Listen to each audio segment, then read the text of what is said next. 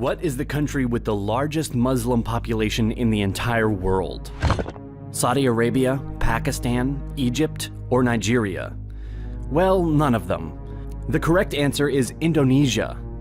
Islam is the religion in Indonesia with most adherents, with 87.2% of Indonesian population identifying themselves as Muslim in a 2010 survey. Indonesia has the largest Muslim population in the world, with approximately 220 million Muslims. But looking at the world map and knowing that Islam started in Arabia in the 7th century, from where it expanded to more people, especially in continental North Africa and southwestern Asia, a question just popped up. How did Islam reach this archipelago?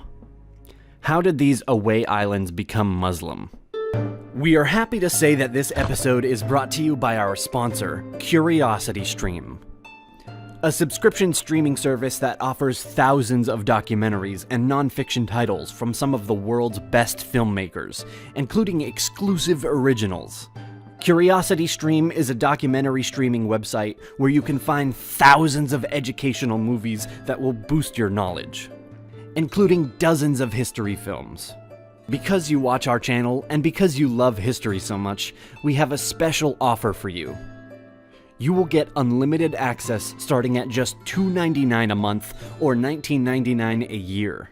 And for our audience, the first 30 days are completely free if you sign up at curiositystream.com/Nelegia and use the promo code Nelegia during the sign-up process. Go to curiositystream.com/Nelegia for unlimited access to the world's top documentaries and non-fiction series. Muslim conquests following Muhammad's death led to the creation of the caliphates. These empires expanded quickly and occupied enormous geographical areas.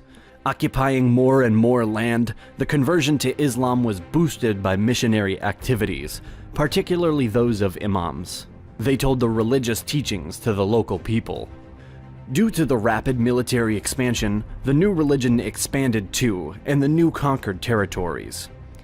These early dynasties focused on spreading the new religion, but also they focused on research, economics, and trading. During the Islamic Golden Age, more and more people converted to this religion, including crowned heads, nobles, but also trades and merchants. This resulted in rapid spreading towards the Indian and Atlantic Oceans. Islam influence first came to be felt in the Indian subcontinent during the early 7th century with the advent of Arab traders. Arab traders used to visit the Malabar region, which was a link between them and the ports of Southeast Asia, to trade even before Islam had been established in Arabia. The Arab merchants and traders became the carriers of the new religion, and they propagated it wherever they went. It was, however, the subsequent expansion of the Muslim conquest in the Indian subcontinent over the next millennia that established Islam in the region. Muslim missionaries played a key role in the spread of Islam in Asia, some missionaries even assuming roles as merchants. They were sent across Asia in all directions under various titles, often as traders. The missionaries were instructed to speak to their potential converts in their own language. Even before Islam was established amongst Indonesian communities, Muslim sailors and traders had often visited the shores of modern Indonesia. Most of these early sailors and merchants arrived from the Abbasid Caliphate's newly established ports of Basra and Dabal. The territory was rich in spices, exotic fruits, and other goods. There is evidence of Arab Muslim traders entering Indonesia as early as the 8th century. But it was not until the 12th or 13th century that the spread of Islam started, then expanded even more due to the adoption by the local rulers and elites. The missionaries came from many territories and regions. Some came here from India, and later from the southern Arabian Peninsula. It is believed that around the 13th century, the religion began to emerge on the northern coast of Sumatra. After this, Islam was further spread by Sufi orders, and finally consolidated by the expansion of the territories of converted rulers and their communities. Not knowing a certain date when the conversion started, and having no clear indication of when Islam first came to the region, we may consider the start around 11th or 12th centuries. The first Muslim gravestone markings date to 1082. Also, when Marco Polo visited the area in 1292, he noted that the urban port state of Perlac was Muslim. The first evidence of a Muslim dynasty in the gravestone dated 1297 of Sultan Malik al-Saleh, the first Muslim ruler of the Samudra Pasai Sultanate. Chinese sources record the presence of a Muslim delegation to the emperor from the kingdom of Samudra in 1282. The spread of Islam generally followed the trade routes east, through the primarily Buddhist region, and half a century later, in the Malaccas we see the first dynasty arise in the form of the Sultanate of Malacca, at the far end of the archipelago, formed by the conversion of one Shah into a Muslim, and the adoption of the name Muhammad Iskandar Shah. The spread of Islam among the ruling class was precipitated as Muslim traders married the local women, with some of the wealthier traders marrying into the families of the ruling elite. Indonesian people as local rulers and royalty began to adopt it, and subsequently their subjects mirrored their conversion. The expansion accelerated in the 15th century as the military power of Malacca Sultanate in the Malay Peninsula and other Islamic sultanates dominated the region, aided by episodes of Muslim coup, wars and superior control of maritime trading, and ultimate markets. By the 14th century, Islam had been established in northeast Malaya, Brunei, the southwestern Philippines, and among some courts of coastal East and Central Java. The 15th century saw the decline of Hindu-Javanese Majapahit Empire, as Muslim traders from Arabia, India, Sumatra, and the Malay Peninsula, and also China began to dominate the regional trade that once controlled the Javanese Majapahit traders. Chinese Ming dynasty provided systematic support to Malacca. Ming Chinese Zhang's voyages is credited for creating Chinese Muslim settlement in Palembang and north coast of Java.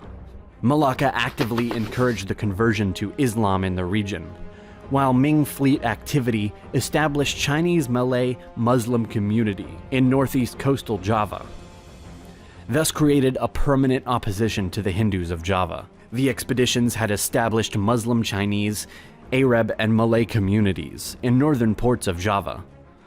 Dominant Muslim kingdoms were more and more present in the archipelago. Indu's historical inhabitants were animists, Hindus, and Buddhists. And in time, many of them accepted the new religion because Muslim merchants and traders disseminated Islamic teachings while trading with local population, and their teachings encouraged proselytizing religion. Hindus and Buddhists don't generally proselytize, and Islam is a monotheistic belief system, and it doesn't allow its followers to believe in another god. Being a Muslim created more privileges, benefits, and favorable terms for the local people than being a non-Muslim. Some people needed safety and certainty, so they chose to declare themselves as Muslims. Because Islam made an appearance in Southeast Asia through trade with people of South Arabia and Indian Sufis, the transition was made more peacefully than in the Middle East or North Africa, where existed conflicts. In Indonesia, the process was slower, but was created differently through merchants, elites, and nobles. The presence of monarchy made it easier for the religion to spread among the commoners, just as the presence of Christianity in the monarchy made it easier for the religion to spread in European kingdoms. Meanwhile, in Java Island, the great Hindu Majapahit Empire was collapsing. Some of these new kingdoms were supported by Ming China through assimilation related to trade, royal conversions, and conquest. Islam had supplanted Hinduism and Buddhism as the dominant religion of Java and Sumatra by the end of the 16th century. But many cultural and religious habits from the Hindu-Buddhist era were mostly tolerated and even incorporated into Islamic rituals. Islam didn't obliterate the pre-existing culture. Rather, it incorporated and embedded the local customs and non-Islamic elements among rules. In part, the strong presence of Sufism has been considered a major enabler of the syncretism between Islam and other religions. When Europeans came, they brought Christianity to the Muslim majority, but not so many converted, probably due to the fact that in that time, already the accent wasn't put on religion as much as in the 12th or 13th centuries. But this is another discussion. Indonesia is a big country, with more than 250 million people from different cultures and ethnicities across thousands of islands. From a religious point of view, Indonesia is not ruled by a single law. Because more than 80% of the population are Muslims, Indonesia can be called as one of the Muslim countries in the world. But Indonesia is not a traditional Islamic one. Their constitution does not specifically base on their religion, and also it contains many values, universal ones, which are also available in Islam as well as in other religions, formulated into what is known as Pancasila, the 5 philosophical pillars of the country. We would like to give special thanks again to CuriosityStream for sponsoring this video. Also, a big thank you to our supporters on Patreon. Thank you so much for watching. See you next time.